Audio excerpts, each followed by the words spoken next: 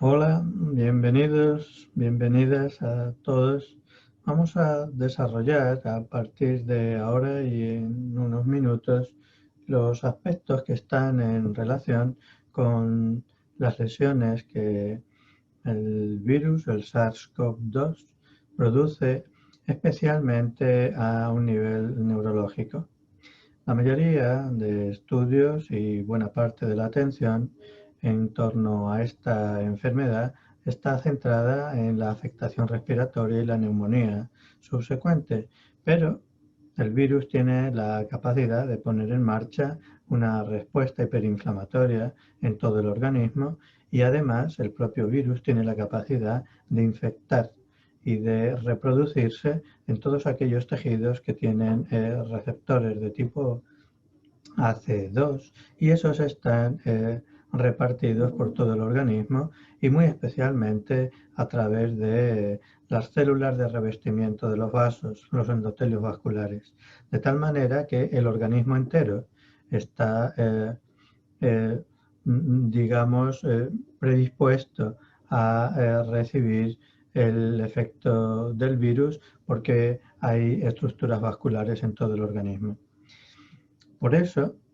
y muy en particular, y conforme vamos avanzando en el conocimiento de esta enfermedad, hay una serie de aspectos que reclaman atención, tanto por la importancia que tienen desde el punto de vista clínico, como desde el punto de vista a medio y a largo plazo en el seguimiento de aquellos pacientes que han superado la enfermedad y muy en particular de la afectación que desde el punto de vista neurológico, desde el punto de vista neuropsiquiátrico, desde el punto de vista de la salud mental, produce esta enfermedad.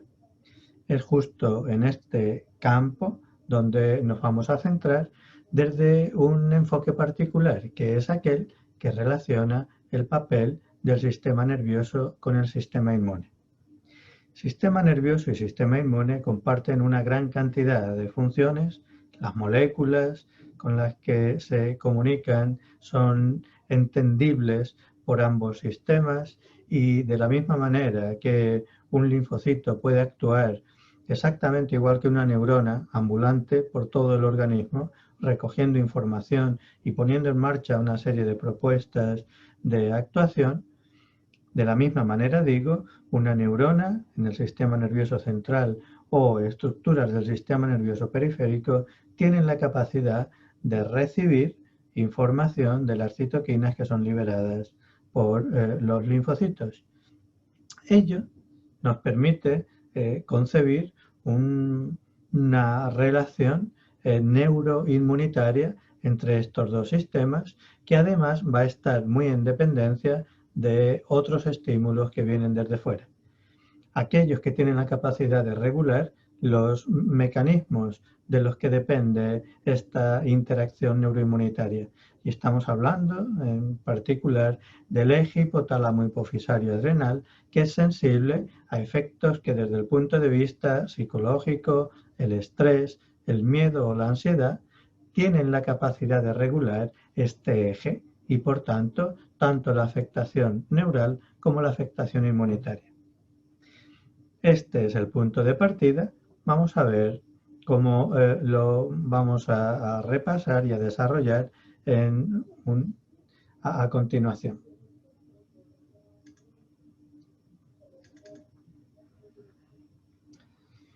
Estos efectos neuroinmunitarios de la infección por SARS-CoV-2 están siendo motivo de atención en este momento a través de diferentes ámbitos,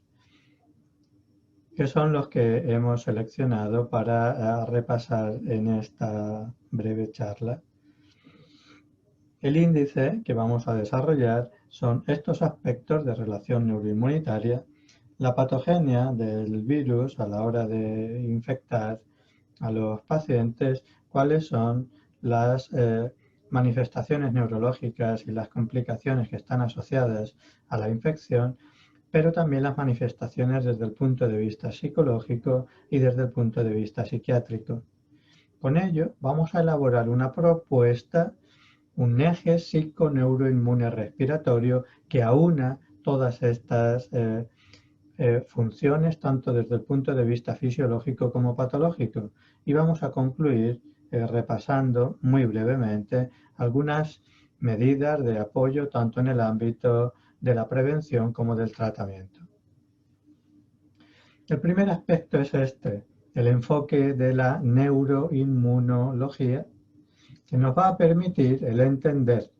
cómo sistema nervioso y sistema inmune están compartiendo un mismo lenguaje. Mediadores, receptores y buena parte de sus funciones están en relación entre ambos.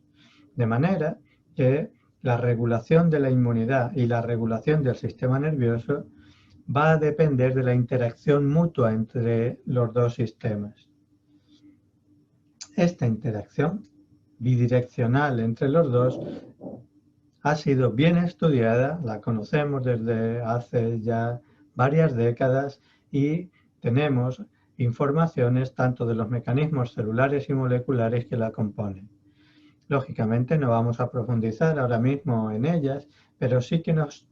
vamos a quedar con la idea de que el sistema inmune tiene la capacidad de regular el sistema nervioso y el sistema nervioso tiene la capacidad de regular la inmunidad. Y ello va a resultar de especial relevancia en una enfermedad como esta en la que estamos centrados, el COVID-19. Neurotransmisores y citoquinas van a ser estas moléculas de información que son tanto producidas como interpretadas por los elementos de ambos sistemas. Quiere decir que una célula inmunitaria no solamente tiene la capacidad de producir sus propias moléculas. ¿Sí? Hola, dejo cositas. Muy bien. Bien, ha habido una pequeña interrupción que hay que cortar. Estamos en el minuto, no lo sé. Luego hay que buscarla. Bien, estábamos diciendo que ambas células inmunes y células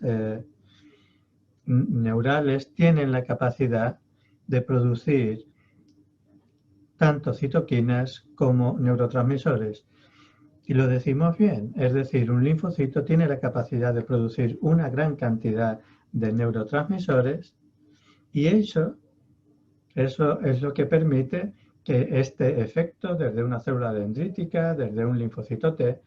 haga enviar mensajes a células gliales o a neuronas que permiten esta interacción. Y de la misma manera,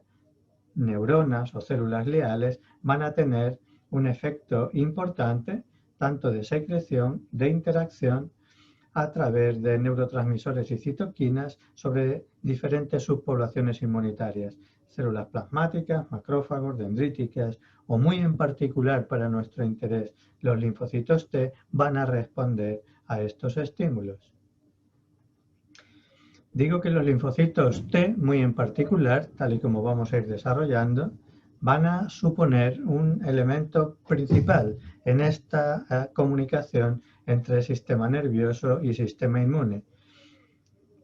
Las funciones de las células T no solamente corresponden a la eliminación de patógenos o de tumores o a la tolerancia, ¿verdad?, de los tejidos sanos, sino que una de sus funciones principales va a ser la regulación del sistema nervioso. Y no digamos, ahora no lo vamos a atender, pero las células T tienen también la capacidad de actuar desde un punto de vista cognitivo en la adquisición de memoria, de recuerdos y en el propio comportamiento de los mamíferos, tal y como ha sido bien estudiado, tanto de manera experimental como en el ámbito clínico humano. Linfocitos T y células dendríticas tienen la capacidad de liberar prácticamente cualquier neurotransmisor que nos podemos encontrar en el cerebro. Y entonces serotonina, norepinefrina, dopamina, acetilcolina, etcétera, son neurotransmisores producidos por células inmunitarias como los linfocitos T. Y para aquellos que queráis profundizar, vais a encontrar una gran cantidad de literatura científica al respecto y tanto en este punto como en otros hemos incluido algunas referencias a pie de diapositiva para ampliar estos contenidos.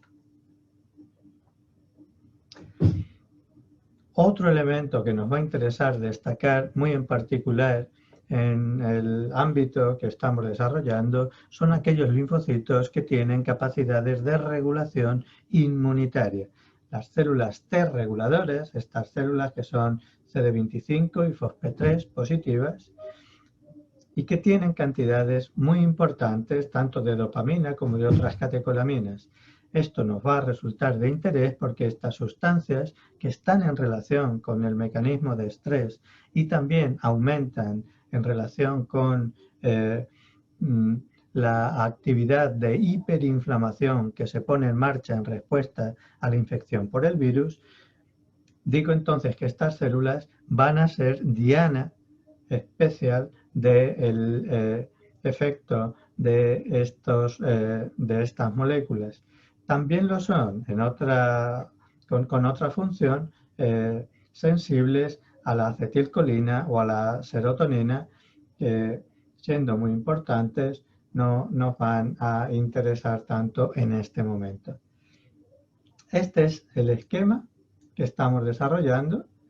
y que nos va a servir de manera conceptual para poder avanzar. Y es que tanto el sistema nervioso regula el sistema inmune y sus diferentes subpoblaciones, y muy en particular a las células T, a las células dendríticas y a los macrófagos, y a su vez el sistema inmune tiene la capacidad de regular el sistema nervioso, y todo ello bajo el efecto de las moléculas citoquinas procedentes del sistema inmune y neurotransmisores principalmente procedentes del sistema nervioso que los dos sistemas comparten. ¿Por qué nos va a interesar tanto el destacar esta relación neuroinmunitaria? Pues porque en la base de la afectación, especialmente importante cuando hay más gravedad ligada a la infección viral, esta relación va a estar muy implicada,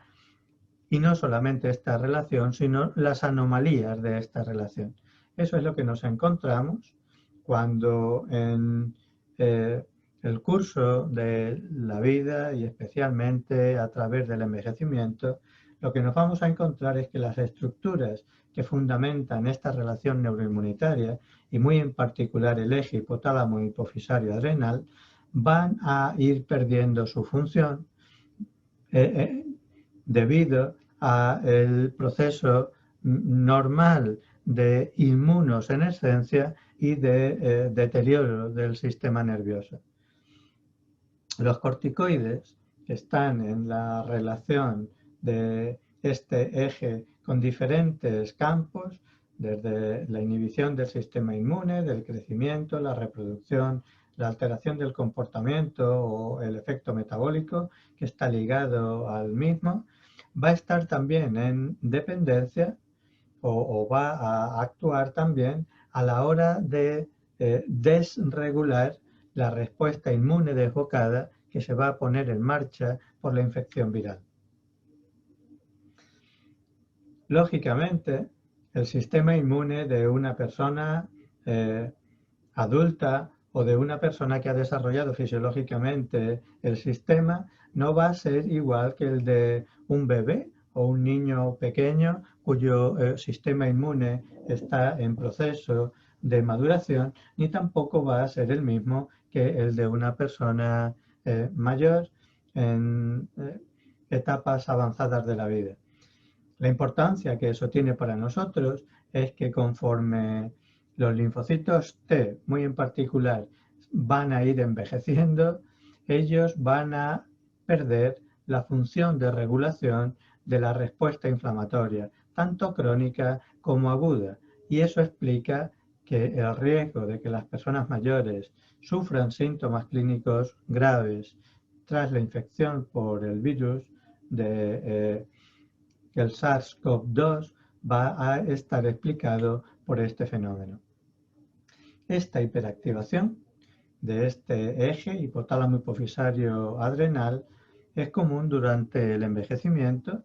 Probablemente no tendría que ser, digamos, de aparición sistemática, porque un envejecimiento saludable debería poder regular el funcionamiento de este eje, pero en la práctica y en el mundo occidental, la mayoría de las personas, aproximadamente el 90%, tienen un envejecimiento escasamente saludable, que conlleva, pues desde la pérdida neuronal de algunas de estas estructuras neurales que van a regular el mecanismo, la disminución y la disfunción de los receptores que regulan la secreción de los corticoides y a su vez también la disminución de la regulación del propio sistema inmune de una manera directa. Esto no solamente afecta a enfermedades infecciosas, virales o bacterianas, sino que está también en relación con enfermedad neurodegenerativa o incluso también con la aparición de tumores en etapas avanzadas de la vida. Por ello, el hecho de mejorar el funcionamiento de todo este eje neuroinmune endocrino, habría que añadir este sistema endocrino también, va a dar base al tipo de envejecimiento y al estado de salud y enfermedad que nos vamos a encontrar en estos estadios.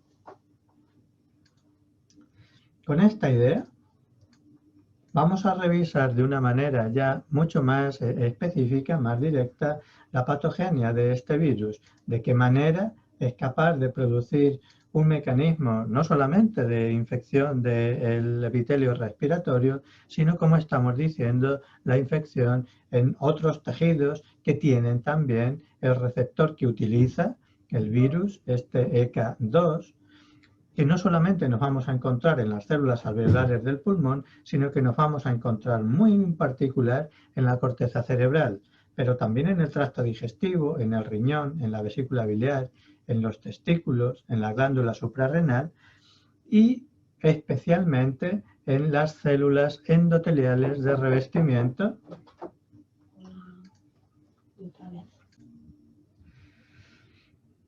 La afectación de estos tejidos, muy en particular del tejido cerebral, es el que nos va a explicar por diferentes vías las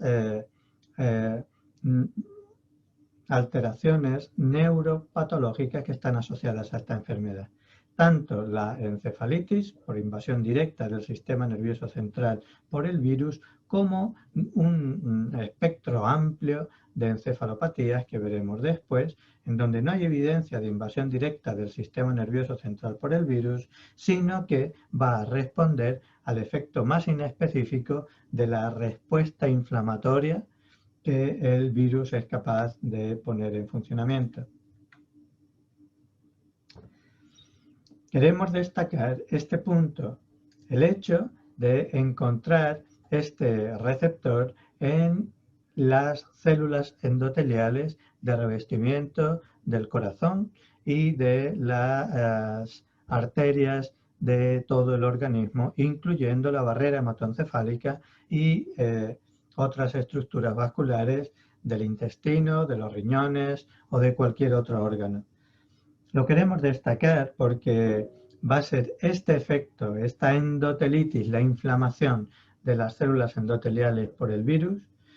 las que van a contribuir de una manera importante al colapso multiorgánico, a una gran cantidad de alteración funcional de diferentes órganos que a través de la lesión de sus estructuras vasculares nos vamos a encontrar. Y así, la insuficiencia cardíaca, el síndrome hepatorrenal, la coagulopatía o el estado trombótico que va a ir asociado a lesiones isquémicas y a necrosis, ya sea en el pulmón o ya sea en el cerebro u otros órganos, va a estar en relación muy en particular con la invasión viral de estas células endoteliales y a destacar tanto eventos cardiovasculares como cerebros vasculares isquémicos que están en relación con esta afectación. Así ha sido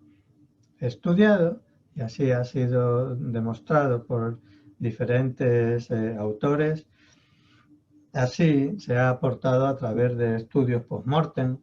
y en particular dentro del sistema nervioso central es posible en este momento conocer la tendencia del virus por afectar algunas estructuras en particular. A nosotros nos van a interesar los mecanismos que están en relación con la afectación del tallo cerebral, con aquellas estructuras que dependen de ese eje hipotálamo hipofisario adrenal y también la afectación del bulbo olfatorio. ¿Cómo tiene la capacidad el virus de ingresar dentro del sistema nervioso central? Pues básicamente a través de estos dos mecanismos, o bien a través de una diseminación retrógrada, ya sea hematógena o neural, desde la mucosa nasal y respiratoria infectada, o a través de las terminaciones nerviosas pulmonares, y esas son vías que el virus puede utilizar para llegar al cerebro. En el caso de la entrada hematógena, el virus puede infectar las células endoteliales de la barrera hematoencefálica y romper el efecto protector de la barrera hematoencefálica a través de la inflamación de las células del endotelio. Y por otra parte, el virus también puede infectar células del sistema inmune, macrófagos muy en particular, que entonces van a ver facilitada la entrada a través de una barrera hematoencefálica lesionada en el tejido cerebral. Las complicaciones principales neurológicas que nos vamos a encontrar de la infección por el virus son muy elevadas entre aquellas personas que sufren una enfermedad grave y pueden ser atribuidas, tal y como estamos mencionando, a dos amplias situaciones desde el punto de vista clínico. Una, a la infección primaria del tejido cerebral por el virus a través de la neuroinvasión directa. Esta es una situación que ha sido demostrada en casos no raros o excepcionales, pero digamos que no es lo más habitual. Mientras que lo que es posible demostrar de una forma generalizada en estudios post-mortem o en la mayoría de los pacientes es el efecto que una hiperinflamación sistémica, una inflamación, una respuesta muy acentuada del sistema inmune al efecto que el virus produce y en el que los sistemas de regulación inmunitaria no están funcionando generalmente por ese proceso de immunoaging, de envejecimiento de los sistemas de regulación inmunes y de inflamación, pues bien, esa respuesta hiperinflamatoria que está provocada por la inmunidad innata, que altera la función endotelial, tal y como hemos mencionado, que altera la barrera hematoencefálica, que activa las vías de señalización inmunes innatas en el sistema nervioso central y que induce autoinmunidad, todo ello va a explicar de una manera mucho más importante que la infección directa por el virus, la afectación neurológica que es posible encontrar en esta enfermedad. ¿Cuáles son estas manifestaciones neurológicas?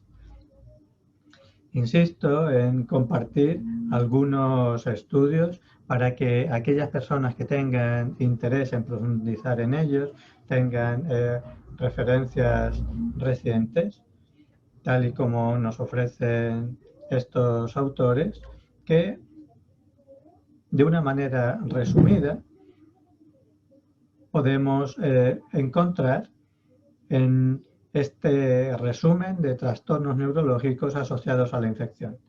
En primer lugar, como estamos diciendo, procesos inmunoinflamatorios, esta respuesta que acompaña a la enfermedad y que va a producir lesión en otros órganos también, en el hígado, en el riñón y también en el cerebro.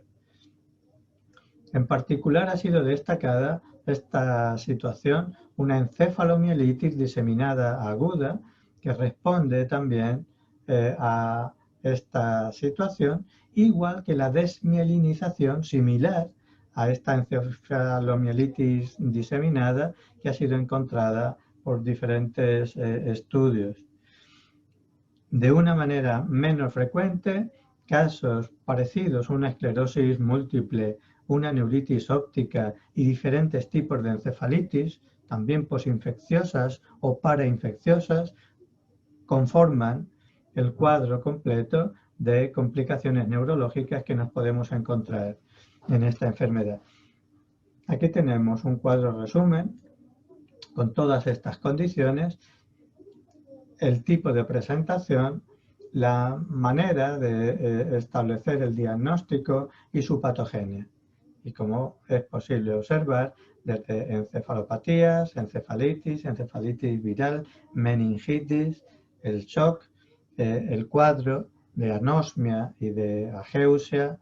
que es bien reconocido y característico de esta enfermedad, la encefalomielitis o el síndrome de Guillain-Barré y la lesión muscular. Todas ellas han sido bien descritas y recogidas como formando parte del cuadro que vamos a ver de una forma muy resumida y muy esquemática en esta diapositiva, que es suficiente para poder hacernos una idea, sin entrar específicamente en los detalles de cada una de estas condiciones, de cómo la infección es capaz de producir diferentes estímulos lesionales que quedan resumidos así. En primer lugar, la afectación sistémica, que va a estar en relación muy en particular tanto con la endotelitis y la coagulopatía y la inflamación. En segundo lugar, la posibilidad de la invasión directa del sistema nervioso central por el virus, que como hemos dicho, está en relación con una alteración muy importante desde el punto de vista clínico, con muerte neuronal, isquemia, etcétera, y que nos vamos a encontrar en la encefalitis y en la meningitis viral especialmente. Pero no solo el sistema nervioso central, sino que también el sistema nervioso periférico y el sistema muscular van a poder ser afectados, y aquí nos vamos a encontrar desde neuropatías periféricas hasta lesiones musculares diversas. Y finalmente, la etapa posterior al cuadro agudo de la enfermedad, en la etapa posinfecciosa, vamos a poder encontrar una serie de situaciones clínicas mediadas por el sistema inmune como una especie de respuesta de autoinmunidad, y aquí vamos a poder encontrar situaciones como el síndrome de Guillain-Barré o esta encefalomielitis y diferentes situaciones de desmielinización. Todo esto es lo que conforma el cuadro clínico en relación con la infección por el SARS-CoV-2 que está ligada a la enfermedad neurológica. Este autor y un grupo muy amplio de colaboradores han resumido en estas 5 principales categorías los síndromes neurológicos asociados a la enfermedad. En primer lugar, las encefalopatías suelen acompañarse de delirio y psicosis, y no hay anomalías en el líquido cefalorraquídeo o en la resonancia magnética, a pesar de que el cuadro clínico puede resultar muy evidente. En segundo lugar, síndromes inflamatorios del sistema nervioso central, que incluyen principalmente encefalitis, tanto parainfecciosas como posinfecciosas, como ya hemos comentado. En tercer lugar, situaciones clínicas dramáticas con shocks ictus isquémicos que están asociados al estado protrombótico y que resultan muy graves, tienen un mal pronóstico y son difíciles de tratar. En cuarto lugar, trastornos neurológicos periféricos, más importante probablemente es el síndrome de Guillain-Barré, y luego hay un grupo amplio de trastornos centrales que han sido descritos, y agrupados en este quinto apartado.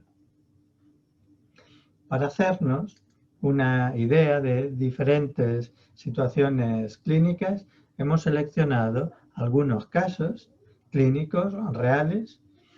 Por ejemplo, de esta mujer de 55 años, que ya podemos adelantar que ha sufrido una encefalopatía parainfecciosa aguda con psicosis. Esta mujer, sin antecedentes psiquiátricos, ingresa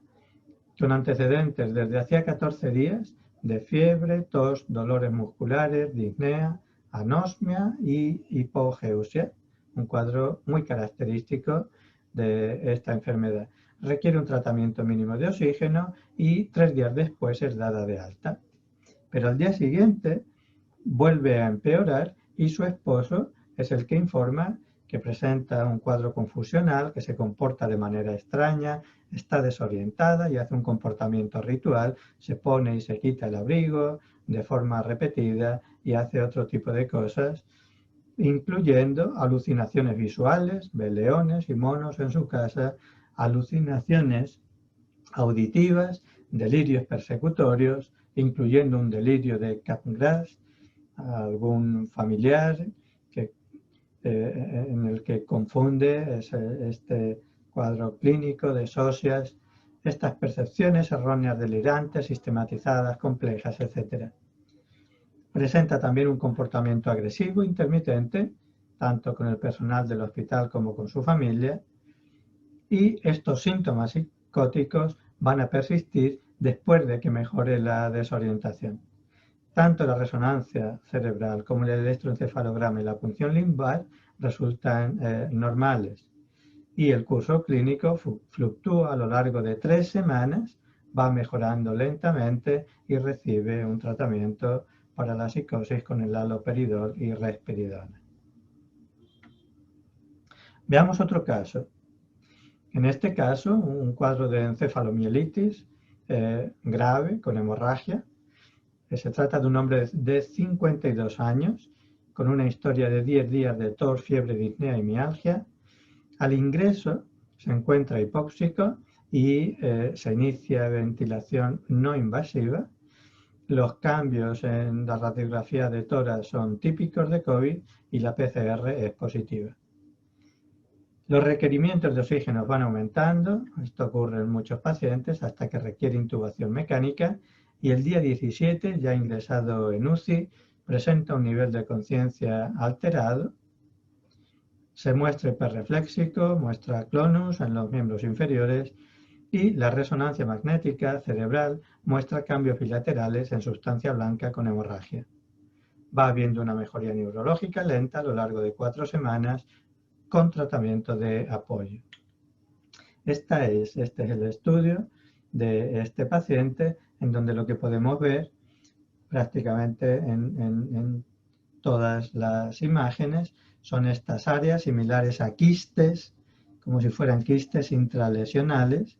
con estos bordes de difusión restringida, estos cambios hemorrágicos que podemos ver aquí más oscuros y estos agujeros negros hipointensos sin realce de contraste en la última imagen. Un tercer caso.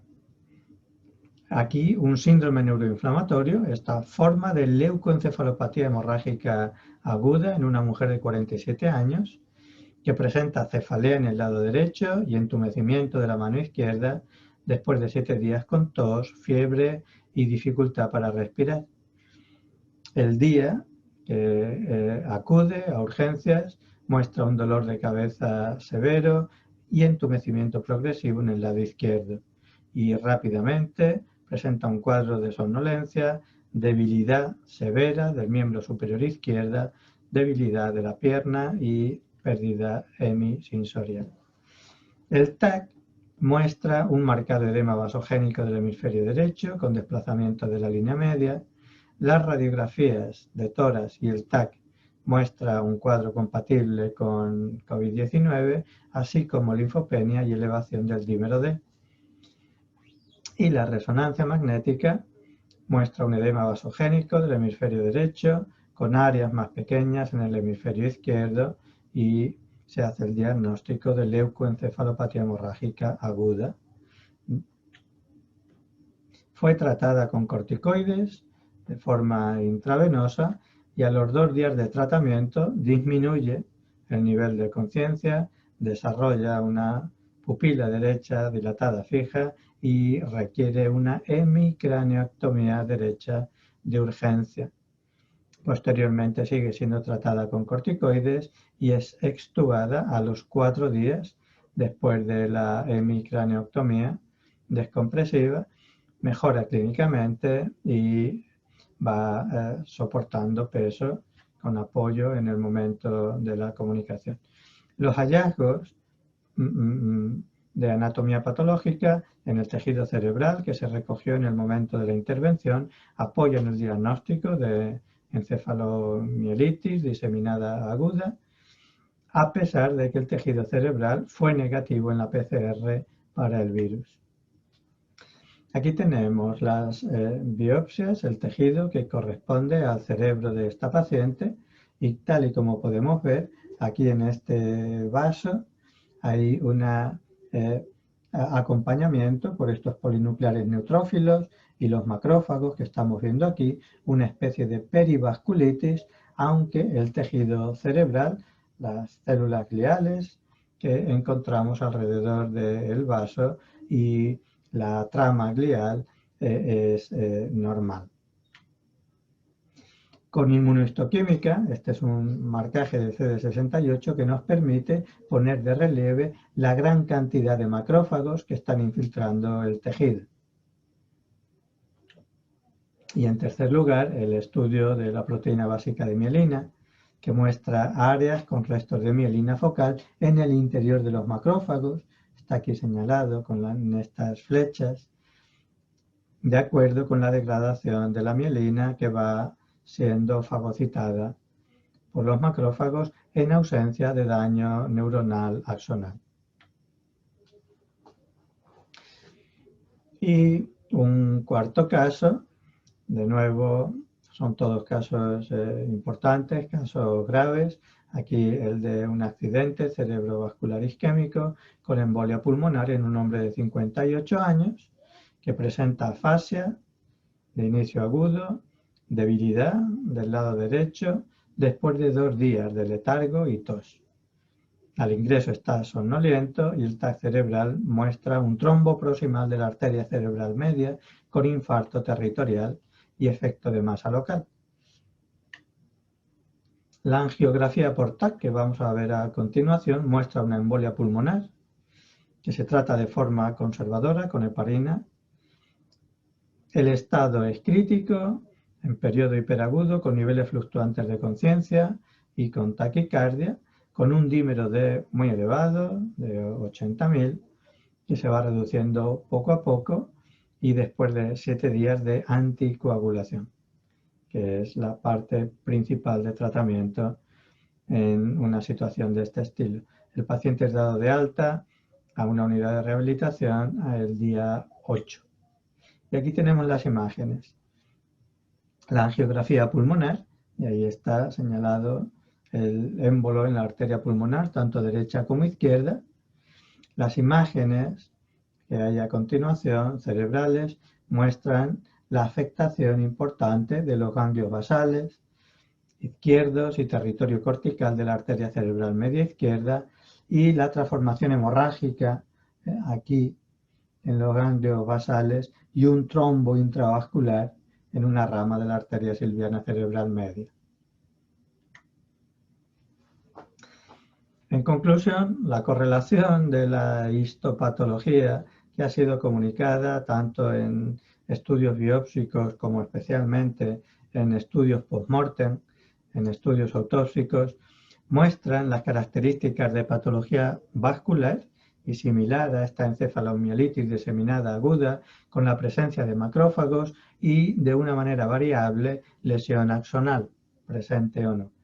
Una panencefalitis linfocítica con meningitis y cambios inflamatorios perivasculares, donde encontramos polinucleares neutrófilos propios de la afectación aguda y macrófagos,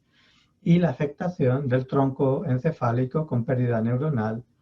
en pacientes que han tenido un cuadro importante, generalmente que les ha conducido al fallecimiento. Y al igual que en estos casos, los casos de síndrome de Guillain-Barré apuntan a un mecanismo autoinmunitario posinfeccioso, tal y como ha sido desarrollado en algunos artículos que hemos recogido, especialmente significativos en este área y que están aquí. Junto al efecto neurológico está la afectación psicológica y la afectación psiquiátrica que acompaña estos cuadros. Lo hemos visto ya en algunos de los pacientes que hemos referido, y esta parte, la afectación psiquiátrica que está en relación con la enfermedad, es de especial importancia porque nos vamos a encontrar que en la evolución de estos pacientes, y son ya muchos casos los que hay por todo el mundo, van a estar asociados de forma evolutiva, con lo cual no solamente nos los vamos a encontrar en las fases agudas de la enfermedad, sino también de una manera posterior. Y entonces casos de depresión, enfermedad bipolar, trastorno de estrés postraumático en relación directa con la enfermedad como con los tratamientos, las personas que están ingresadas en UCI, etc.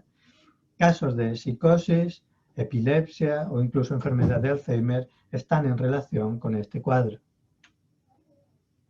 Las secuelas que nos vamos a poder encontrar, además de neurológicas, psiquiátricas y cognitivas, son muy elevadas y han sido estimadas alrededor de un 60% en aquellos pacientes de la enfermedad. Y a destacar el cuadro de depresión y de trastorno de estrés postraumático que acompaña a esta enfermedad, también el trastorno obsesivo compulsivo y el trastorno de pánico.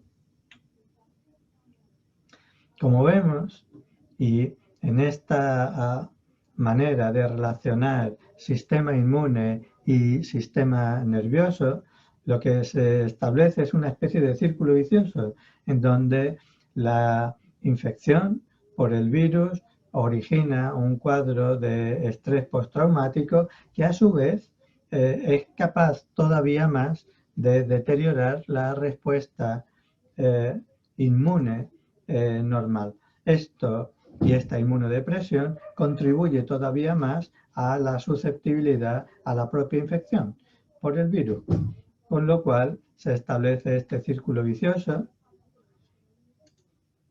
que explica la interrelación de síntomas neurológicos, psicológicos e inmunitarios que acompañan la enfermedad. Decimos que es muy importante el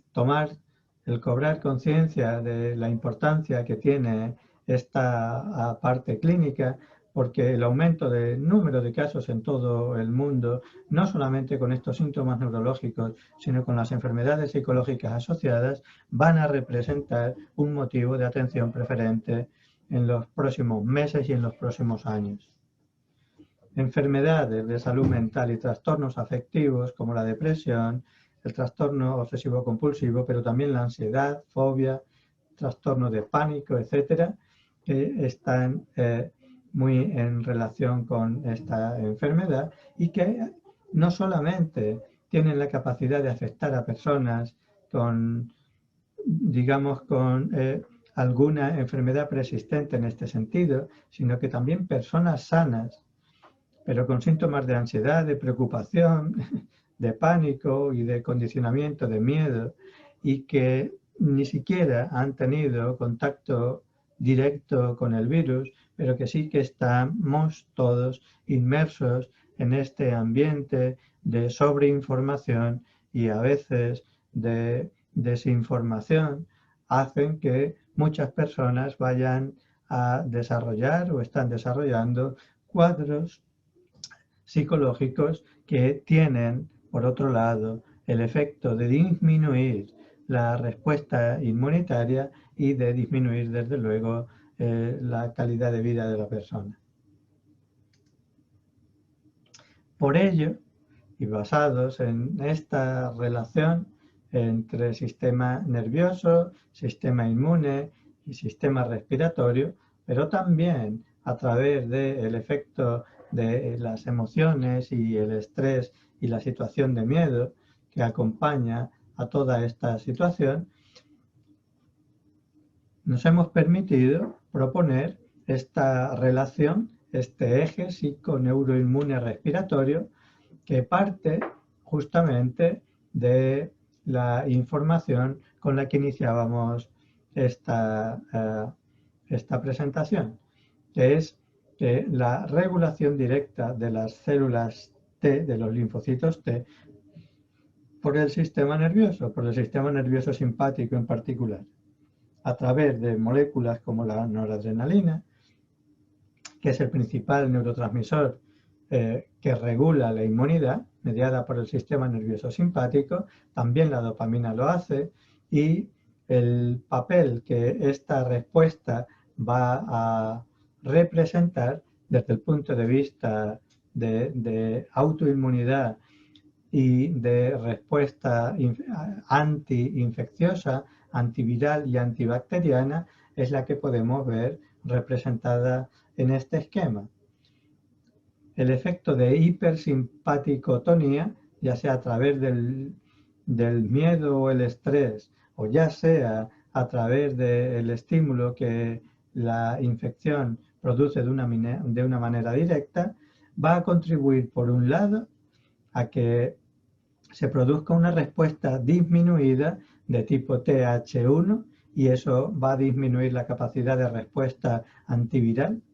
Pero es que a la vez la atenuación de la respuesta TH1 va a favorecer la respuesta de tipo TH17, tal y como estamos viendo en el esquema. Y esto va a estar muy en relación con el incremento de respuesta autoinmunitaria que nos podemos encontrar en los síndromes parainfecciosos asociados, como podría ser el síndrome de Guillain-Barré.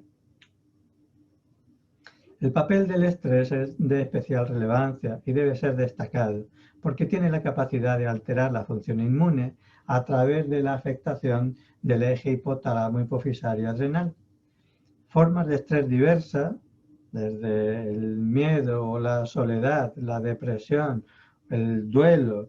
muy en particular la muerte del cónyuge en personas mayores y otras situaciones de estrés, van a representar una manera muy importante de alterar la respuesta inmunitaria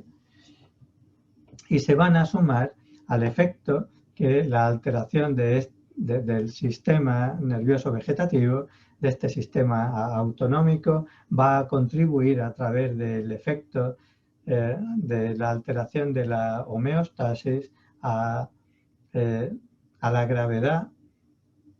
que puede representar esta enfermedad en la persona que ya está infectada, pero también a la facilidad con que una persona puede verse infectada por el virus. Y aquí tenemos en este cuadro, que es muy complejo, pero que se entiende perfectamente desde el momento en el que incorporamos el papel del sistema nervioso simpático y parasimpático, aquí en este caso a través de un papel inhibitorio, el papel que produce el cortisol en relación con este eje hipotálamo hipofisario adrenal y cómo diferentes moléculas que están en relación con todos ellos van a ir contribuyendo a producir este fallo multiorgánico sobre diferentes áreas, el riñón, el corazón, a nivel metabólico, el pulmón, por supuesto,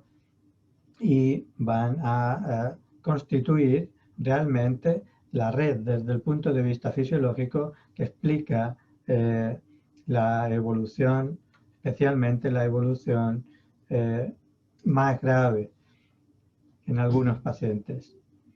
Este eje psiconeuroinmunorrespiratorio, que está compuesto por cada una de los nodos que constituyen esta red, en donde en este caso estamos resaltando muy en particular el papel que tiene el sistema nervioso, porque el sistema nervioso, igual que en otras enfermedades, va a ir, por ejemplo, en el caso del cáncer. En el cáncer no solamente falla el sistema inmune, sino que, por supuesto, es imprescindible que falle también el sistema nervioso para que un tumor tenga la capacidad de progresar. Y lo mismo ocurre en una enfermedad infecciosa viral como esta, en donde el papel que el sistema nervioso añade como un mecanismo de disregulación o de falta de regulación de la respuesta inmunitaria es clave en la evolución de la enfermedad. Por eso va a ser importante el papel que desde este eje hipotálamo hipofisario adrenal, muy en particular en aquellas personas mayores, a través del envejecimiento, va a estar en relación con una inflamación exagerada, que va a producir una gran cantidad de lesiones en diferentes órganos, pero el sistema nervioso también va a estar recibiendo el papel del estrés y diferentes alteraciones psicosomáticas que van a contribuir a la alteración de este eje. Y por otro lado, la afectación directa del sistema nervioso, ya sea la infección viral o la afectación a través de la endotelitis, y que está en relación con la anosmia, la geusia o la afectación de los núcleos del tronco encefálico, que por cierto han sido también relacionados con la afectación central respiratoria que presentan estos pacientes. Pero el sistema nervioso no solamente va a recibir este papel a nivel local, sino que factores ambientales, factores psicosociales y también factores psicológicos, el miedo, la soledad o el estrés u otras situaciones adversas, van a contribuir desde este punto a alterar todavía más este eje hipotálamo hipofisario adrenal, el papel inflamatorio de los corticoides, etcétera, etcétera. Y ello va a producir una respuesta por parte del sistema inmune que, bajo el efecto de un sistema nervioso que no lo regula o que incluso contribuye a que se produzca este síndrome de activación macrofágica con esta respuesta inflamatoria exagerada, esta coagulopatía, la linfohistiocytosis que es posible encontrar y este síndrome hiperinflamatorio, van a contribuir a formar un cuadro clínico que todavía va a estar mucho más agravado por el proceso de inmunosenescencia de este sistema inmune, que no es capaz de responder a una situación que realmente se le va de las manos. Y por si eso fuera poco, lo que vamos a encontrar son una serie de cuadros que van a estar ya de una manera previa conformando una respuesta que está en línea con esta alteración inmunitaria de factores psicosociales y de sistema nervioso alterado que es previa a la infección viral. De manera que el paciente que ya ha mostrado a través de cualquier tipo de comorbilidad, de una alteración cardiovascular, de una enfermedad metabólica, la obesidad, cuadros inflamatorios diversos, con los que ya esta alteración se había mostrado antes de la infección viral,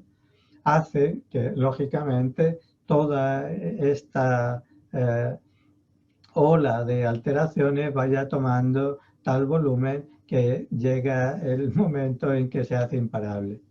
Lógicamente, la alteración respiratoria que está intercalada con el resto de nodos dentro de esta red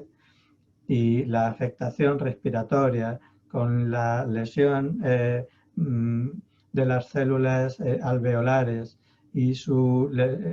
alteración inflamatoria, pero no solamente la alteración inflamatoria alveolar, sino la alteración endotelial vascular respiratoria, va a ir desarrollando las diferentes fases que constituyen el cuadro desarrollado de COVID-19, y así lo hemos recogido dentro de este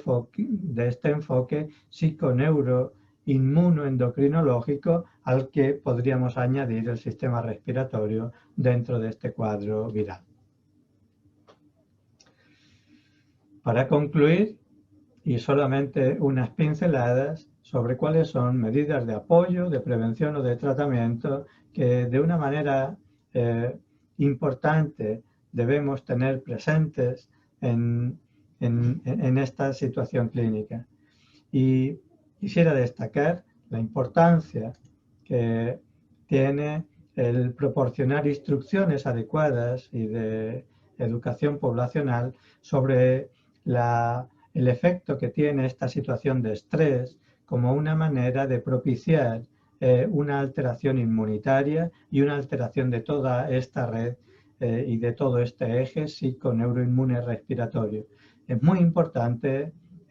poner medidas de apoyo que permitan que la persona esté en unas condiciones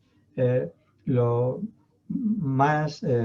adecuadas posibles, porque eso realmente va a contribuir, en primer lugar, a hacerse más resistente a la infección por el virus y, en segundo lugar, en el caso de que el virus haga su aparición, a que la respuesta por parte del huésped sea la más adecuada posible.